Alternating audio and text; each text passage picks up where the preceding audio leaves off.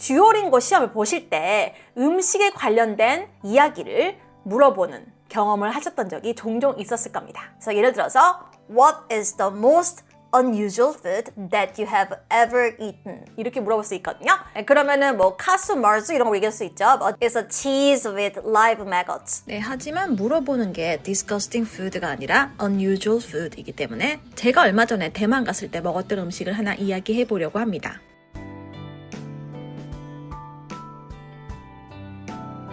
When I visited Taiwan last week, I had an unusual food experience with a Beijing duck rice bowl. Well, I ordered this food because I had eaten Beijing duck and I really liked it, especially the crispy skin, so I expected it to taste even better. However, it was a complete disappointment because the dish was quite different from what I imagined. So the duck was served over rice with some seasoned tofu, and the tofu had a very intense flavor. But what shocked me the most was the texture of the duck skin. It was chewy rather than crispy, and there was not much meat on the duck. But later, I found out that the dish was more likely roast duck, which is often chopped with bones and served over rice. It's juicier and softer. And this experience actually taught me that the same dish can taste very different depending on the cooking styles and the culture. C1 이상의 단어가 한 개도 포함되지 않았습니다. 좀 B1에서 B2급, 비교적 쉬운 단어들로만 구성된 스크립트예요. 왜 그럴까요? 첫 번째, 발음. 발음이 원어민일 필요가 없어요. 그냥 일단은 AI가 정확하게 인식할 수 있는 발음을 갖고 있는 게 중요하거든요. 그래서 발음이 상대적으로 정확했다. 그리고 두 번째, 우리가 생각할 수가 있는 게 유창성. 멈추는 구간이 거의 없었어요. 모르듯이 계속 얘기했습니다. 질문에서 물어보는 내용이 충분히 포함이 되어 있다면요. 이런 부분들을 위해서 우리가 부분적으로 템플릿을 외워도 좋고요.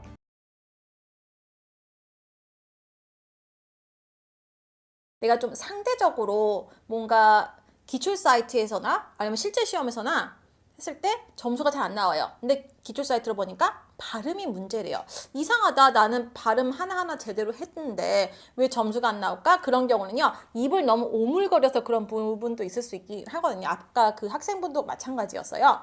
그리고 이제 여러분 발음하실 때 웅행거리지 마세요. It doesn't exactly convey what you want to say, but still it's kind of the word that you can possibly use if you cannot find another word that matches the original meaning. 웅행거리면요. 여러분 느낌에는 영어를 굉장히 잘한다고 느낄 수가 있는데 AI 입장에서는요. 점수가 안 나올 확률이 높습니다. 예를 들어서 겨울이 추우니까 우리 연날리기 해봐요. 밖에 지금 누가 연날리고 있어서 About 20 years ago, my father taught me how to fly a kite 하게 되면요.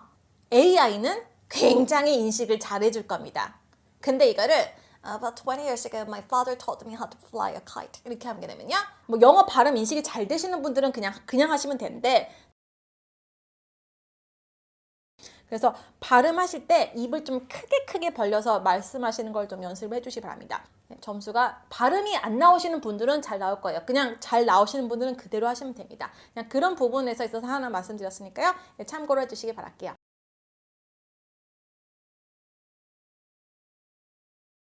요거는 여러분이 아시는 분의 그림이고요. 이 뒤에 두 개는 사실은 제가 그린 거예요. 물론 이제 어떤 거 보고 그린 건데. 여러분, 듀오링고 사진 묘사 하실 때 나오는 이미지들 있잖아요. 사실은 출처가 있는 사진 같은 경우는 이런 식으로 어디서 가져왔던 사진입니다. 근데 요즘 좀 새로 추가되는 뭔가 기발한 사진들도 꽤 많이 나와요. 색감도 굉장히 풍부해지고요. 그런데 이런 사진들 같은 경우는요.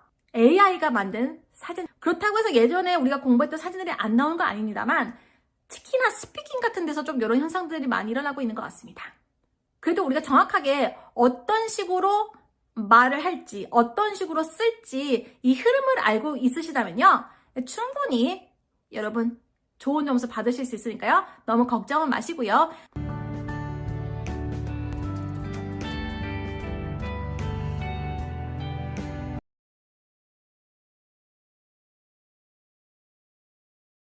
뭐 다 아시는 거예요. 핵심 내용에서 벗어나지 않고 서론, 본론, 결론을 모두 직접적으로 주제에 대한 대답을 해달라는 겁니다. 그래서 뭐 이건 당연한 거 아니야 할 수 있는데 제가 예시를 한번 보여드릴게요. 여러분 중에 이제 템플릿 사용하시는 분도 있으시잖아요. 여기 있는 게 템플릿이에요. 급조한 템플릿인데요, 사실. 템플릿에다가 키워드만 집어넣은 형태의 서론입니다. 초반에 잠깐 보시면요. 이건 누가 봐도 템플릿. 내가 쓰는 수준은 뭐 여기서는 B1 정도 되겠네요. B1 수준인데 C1 이상급의 단어를 갖다 쓰게 되면 굉장히 어색합니다. 무슨 문제인지 구체적으로 얘기해야 되는데 그걸 얘기 안 했어요. What is the most serious problem facing people around the world right now? 라고 얘기했는데 그거에 대해서 대답을 안 해줬습니다. 바디도 같이 보시면요. Governments and other organizations have to deal with 또 나왔네. Many global issues. Problems를 한번 이슈로 바꿔줬습니다. Problems를 이슈로 바꾸는 건 어렵진 않죠. Deal with many global issues 했어요. 무슨 이슈인지 아직도 얘기를 안 했어. And then the most noticeable part, 이 부분은 템플릿이죠. That should be highlighted is a serious problem that people are facing these days. 이분은요 지금 what the problem is인지 얘기를 아직도 안 했습니다. 그래서 이런 부분은 좀 놓치고 있는 부분이 있지 않을까 해서 영상 한번 만들어봤고요.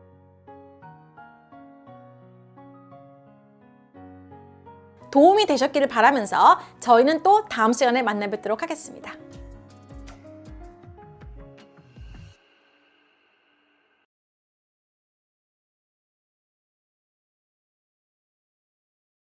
그 다음에 coherence in organization 같은 경우는요. 템플릿으로 커버가 가능해요. 얘야말로 정말 커버 가능해요. 왜냐? 서론과 본론과 결론에 있어서 그 흐름이 연결사가 적절하게 연결어가 적절하게 사용이 되게 된다면요. 충분히 좋은 점수를 받을 수 있습니다. 그래서 문단 간의 연결을 적절하게 사용하는 것은요. 템플릿으로 어느 정도 꽤 커버가 가능합니다. 마지막 length and development가 있는데 별이 3개밖에 안 돼. 그럼 분량은 중요하잖아. 이렇게 생각할 수가 있어요. 그렇지 않습니다. 왜냐?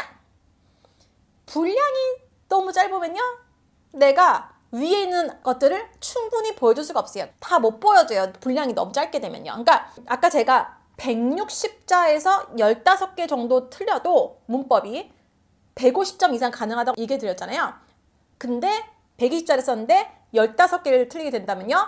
여러분은 150점을 받을 수가 없습니다. 그런 차이라고 좀 보시면 될 것 같아요. 그래서 타이핑 속도는 빠르면 빠를수록 좋아요. 그렇기 때문에 이 length랑 development 3개밖에 없지만 별이요. 절대로 무시해서는 안 되는 부분입니다. 그래서 이런 부분을 기억해 주시기 바랄게요.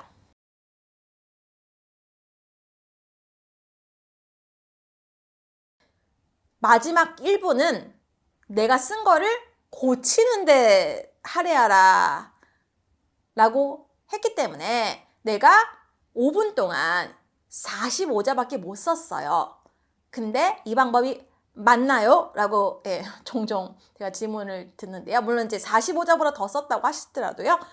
실제적으로 1분을 날리는 거예요. 무슨 말이냐면요. 여러분이 쓴 거를 고치는데 시간을 들이는 게 아니라 여러분은 이미 연습을 많이 해서 실전에서 에세이를 쓰실 때는요. 거의 에러가 없게 완벽한 에세이를 쓰셔야 됩니다. 여러분이 뭐 105점을 목표로 하든 150점을 목표로 하든 다 마찬가지예요. 내 수준에 맞게 5분 동안 내가 쓸 수 있는 수준을 최대한으로 끌어내야 되는데 이 자잘한 문법 같은 거 관사, tense, 시제랄지요.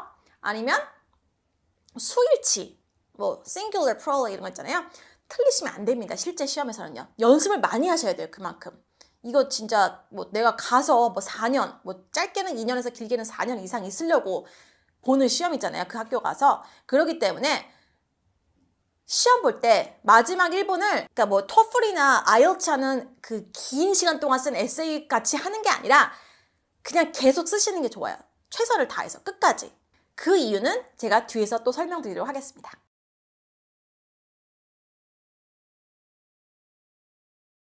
여러분이 에세이를 쓰실 때 서론, 본론, 결론을 나눠서 쓰시잖아요. 그럴 때 엔터를 쳐서 문단을 나누죠. 근데 이거를 똑같이 요약하는 라이팅에 적용하게 된다면요. 좋은 점수가 나올 수가 없습니다. 왜냐면요. 에세이처럼 어떤 특정한 형식이 갖춰진 게 아니고요. 에세이는 서론, 본론, 결론을 나누는 게 바로 이제 에세이 형식이잖아요. 근데 요약하기는요. 말 그대로 요약을 하는 거예요. 그렇기 때문에 엔터를 쳐서 서론, 본론, 결론을 쓰면서 라이팅 하실 필요가 없습니다. PT 같은 경우는요, summarize spoken text를 할 때 엔터를 치면 안 되는 거죠. 에세이에서는 쳐줘야 되는 거고요.